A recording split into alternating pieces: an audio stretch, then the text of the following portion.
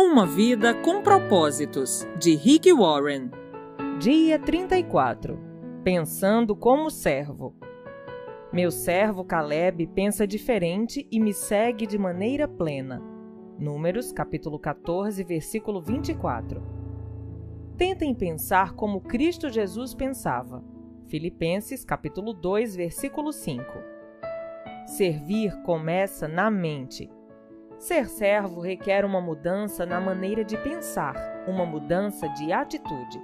Deus está sempre mais interessado no porquê daquilo que você faz que naquilo que você faz.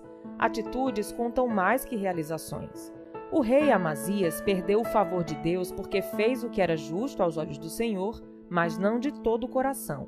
Segundo Crônicas, capítulo 25, versículo 2. O servo verdadeiro serve a Deus com uma mentalidade que consiste em 5 atitudes. Primeira, o servo pensa mais nos outros que em si mesmo. O servo concentra-se nas outras pessoas, não em si mesmo. Essa é a verdadeira humildade. Não pensar menos de si, mas pensar menos em si. O servo é abnegado. Paulo aconselha: esqueçam-se de vocês o suficiente para estender a mão e ajudar. Filipenses, capítulo 2, versículo 4. É isso que significa perder a vida. Esquecer de si mesmo para servir outros. Quando deixamos de nos concentrar em nossas necessidades, ficamos conscientes das necessidades ao nosso redor. Jesus esvaziou-se de si mesmo, tomando a forma de servo. Filipenses, capítulo 2, versículo 7. Quando foi a última vez que você se esvaziou de você mesmo em benefício de alguém? Você não pode ser servo se estiver cheio de você mesmo. Somente quando nos esquecemos de nós é que fazemos coisas que merecem ser lembradas. Infelizmente, grande parte do serviço que prestamos é em causa própria. Servimos para que os outros gostem de nós, para sermos admirados ou para alcançarmos nossos objetivos. Isso é manipulação, não ministério. Ficamos o tempo todo pensando, de fato, em nós mesmos e em como somos maravilhosos e nobres. Alguns cristãos tentam usar o serviço como instrumento de barganha com Deus. Vou fazer isso por você, Deus, se você fizer aquilo por mim. O verdadeiro servo não tenta usar Deus para realizar os seus propósitos, mas deixa que Deus o use para os propósitos dele. Ser abnegado, assim como ser fiel, é uma qualidade extremamente rara. Dentre todas as pessoas que Paulo conheceu, Timóteo foi o único exemplo que ele pôde apontar. Filipenses, capítulo 2, versículos 20 e 21. Pensar como servo é difícil, pois entra em choque com o principal problema de nossa vida. Somos egoístas por natureza. Pensamos demais em nós mesmos.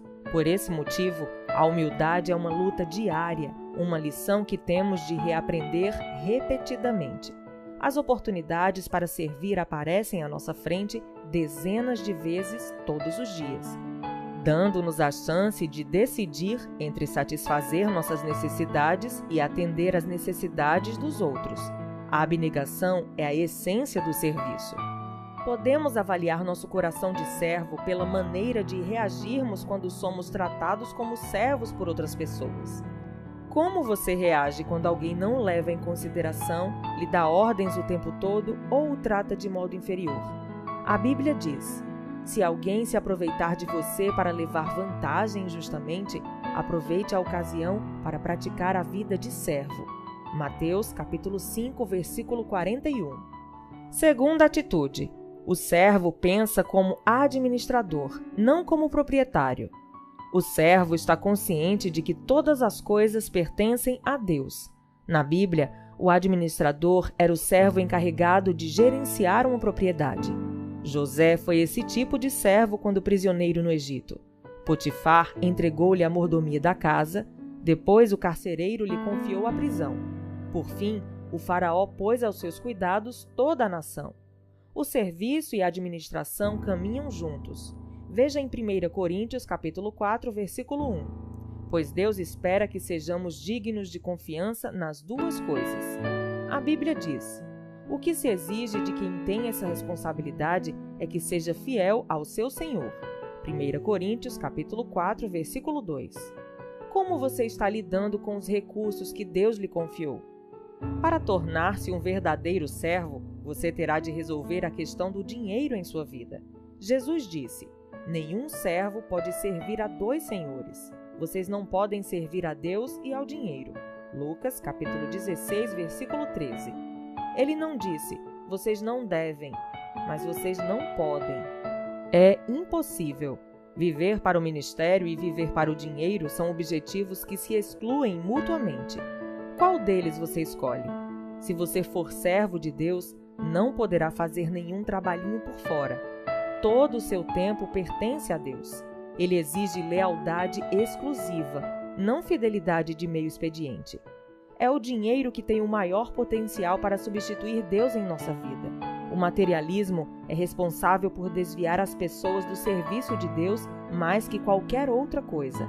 Elas dizem: depois que atingir meus objetivos financeiros, vou servir a Deus. É uma decisão tola, pela qual se arrependerão por toda a eternidade. Quando Jesus é seu mestre, o dinheiro serve você, mas se o dinheiro for seu mestre, você se tornará escravo dele. A riqueza não é absolutamente pecado, mas deixar de usá-la para a glória de Deus, sim.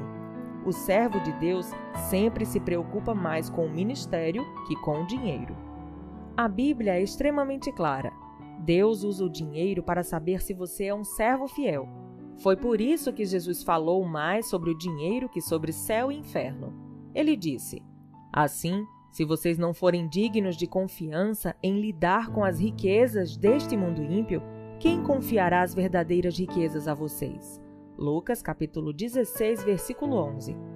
A forma de você gerenciar o dinheiro afeta a quantidade de bênçãos que Deus derrama sobre sua vida. No capítulo 31, mencionei 2 tipos de pessoas: construtores do reino e construtores de riquezas. Ambos são bons em fazer os negócios crescerem, fechar acordos ou vendas e obter lucro. Os construtores de riquezas continuam a acumular fortunas para si, independentemente de quanto tenham alcançado. Mas os construtores do reino mudam as regras do jogo. Eles ainda tentam ganhar tanto dinheiro quanto for possível, mas fazem isso para distribuí-lo. Usam a riqueza para financiar a Igreja de Deus e a sua missão no mundo. Na Igreja Saddleback, temos um grupo de diretores de empresas e empresários que tentam contribuir da melhor maneira. Por isso, costumam fazer doações, na medida de suas possibilidades, para promover o reino de Deus. Incentivo você a conversar com seu pastor e iniciar um grupo de construtores do reino em sua igreja. Terceira atitude: o servo medita sobre o próprio trabalho, não no que os outros estão fazendo. O servo de Deus não fica fazendo comparações, não critica nem compete com os outros servos ou ministérios. Está muito ocupado realizando a tarefa que Deus lhe designou. A competição entre os servos de Deus é absurda por muitas razões. Estamos todos no mesmo time e o nosso objetivo é fazer que Deus seja visto, não nós mesmos. Recebemos diferentes atribuições e cada um tem uma forma exclusiva. Paulo admoesta: isso significa que não devemos ficar fazendo comparações, como se fosse melhor que o outro. Temos coisa mais importante a fazer na vida. Ninguém é melhor do que ninguém. Cada pessoa tem valor singular e inestimável. Gálatas, capítulo 5, versículo 26. Não há lugar para ciúmes mesquinhos entre servos. Quando você está ocupado servindo, não há tempo para ser crítico. Todo o tempo desperdiçado em criticar os outros poderia ter sido usado no ministério. Quando reclamou para Jesus que Maria não a estava ajudando no serviço de casa, Marta perdeu o coração de serva. O verdadeiro servo não reclama das injustiças, não sente pena de si mesmo, nem fica aborrecido com os que não servem, apenas confia em Deus e continua servindo. Não é nossa função avaliar os outros servos do Mestre. A Bíblia diz: quem é você para criticar o servo de alguém? O próprio Senhor determinará se o seu servo for bem-sucedido ou não. Romanos, capítulo 14, versículo 4. E também não é nossa função nos defendermos das críticas. Deixe que seu mestre tome conta disso. Siga o exemplo de Moisés, que se mostrou verdadeiramente humilde quando enfrentou oposição. Ou faça como Neemias, cuja resposta às críticas era simplesmente esta: meu trabalho é muito importante para que eu o interrompa agora, a fim de conversar com vocês. Neemias, capítulo 6, versículo 3. Se você serve como Jesus, com certeza será criticado. O mundo e até mesmo grande parte da igreja não compreendem o que Deus valoriza. Um dos mais belos atos de amor demonstrados a Jesus foi criticado pelos discípulos. Maria derramou sobre Jesus a coisa mais valiosa que possuía, um perfume caro. Esse gesto de generosidade foi rotulado como desperdício pelos discípulos. Jesus, porém, o classificou como maravilhoso. Mateus, capítulo 26, versículo 10. E isso é tudo que importa. Seu serviço para Cristo jamais será um desperdício, não importa o que os outros digam. Quarta atitude: o servo edifica sua identidade em Cristo. Por lembrar que é amado e aceito pela graça, o servo não precisa provar seu valor. Ele aceita de bom grado trabalhos que pessoas inseguras considerariam abaixo delas. Ao lavar os pés dos discípulos, Jesus dá um dos exemplos mais profundos de serviço que parte de uma autoestima equilibrada. Lavar os pés era equivalente a ser engraxate, função desprovida de status. Mas Jesus sabia quem era, por isso a tarefa não ameaçou sua autoestima.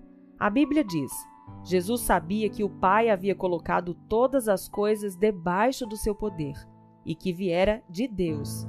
Assim, levantou-se da mesa, tirou sua capa e colocou uma toalha em volta da cintura. João, capítulo 13, versículos 3 e 4. Se você pretende ser servo, deposite sua identidade em Cristo. Somente pessoas seguras podem servir. Pessoas inseguras estão sempre preocupadas com a aparência, temem a exposição de suas fraquezas e escondem-se sob camadas de orgulho e pretensão. Quanto mais inseguro você for, mais desejará que as pessoas o sirvam e mais necessitará da aprovação delas. Henry Nouwen declarou: para sermos úteis aos outros, temos de morrer para elas, ou seja, temos de deixar de medir nossa importância e valor pelos parâmetros dos outros.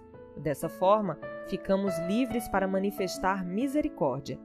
Quando você fundamenta seu valor e sua identidade no relacionamento com Cristo, fica livre das expectativas dos outros e isso permite que você realmente os sirva melhor. O servo não precisa cobrir a parede com placas e troféus para confirmar seu valor. Ele não insiste em ser tratado por títulos, nem se envolve em mantos de superioridade. O servo considera irrelevantes os símbolos de status e não mede o próprio valor pelo que realiza. Paulo lembra: você pode gloriar-se de você mesmo, mas a única aprovação que conta é a do Senhor. 2 Coríntios, capítulo 10, versículo 18. Se alguém teve grande chance na vida de se gabar de suas relações pessoais, esse alguém foi Tiago, meio-irmão de Jesus. Ele detinha as credenciais de quem convivera com Jesus na condição de irmão. Ainda assim, na introdução de sua carta, ele se refere a si mesmo como servo de Deus e do Senhor Jesus Cristo. Tiago, capítulo 1, versículo 1. Quanto mais próximo você estiver de Jesus, menos precisará se autopromover. Quinta e última atitude: o servo considera o ministério uma oportunidade, não uma obrigação. Ele gosta de ajudar pessoas, de suprir necessidades e de exercer o ministério. Ele serve ao Senhor com alegria. Salmos 100, versículo 2. E por quê? Porque ama ao Senhor, reconhece sua graça, sabe que servir é a mais alta função da vida e tem ciência de que receberá uma recompensa. O Pai honrará e recompensará quem me servir. João, capítulo 12, versículo 26. Paulo acrescenta: ele não se esquecerá do trabalho duro que vocês realizaram por ele, nem do amor que lhe demonstraram ao cooperar com os outros cristãos. Hebreus, capítulo 6, versículo 10. Imagine o que aconteceria se apenas 10% dos cristãos em todo o mundo levassem a sério o papel de servo. Imagine todo o bem que poderia ser feito. Você está disposto a ser uma dessas pessoas? Não importa a sua idade, Deus vai usá-lo logo que você começar a agir e pensar como servo. Albert Schweitzer declarou: Entre todos vocês, as pessoas realmente felizes são aqueles que aprenderam como servir. Dia 34. Pensando sobre meu propósito de vida. Tema para reflexão. Para ser servo, devo pensar como servo. Versículo para memorizar.